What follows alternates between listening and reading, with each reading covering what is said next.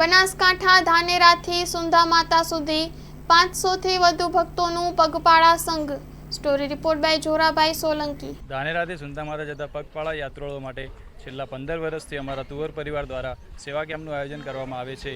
એ જ રીતે આ વર્ષે પણ સેવા કેમ્પનું આયોજન કરેલ છે, જેમાં સેવ ખમણ તથા છાશનું આયોજન કરેલ છે। એમાં મોટી સંખ્યામાં યાત્રાળુઓએ લાભ લીધો। આકાર તુવર। જય માતાજી। આપણે ધાનેરાથી સંઘ દર સાલ સુંધા માતા જાય છે, એમાં અંદાજિત 400થી ઉપર યાત્રાળુઓ જોડાય છે।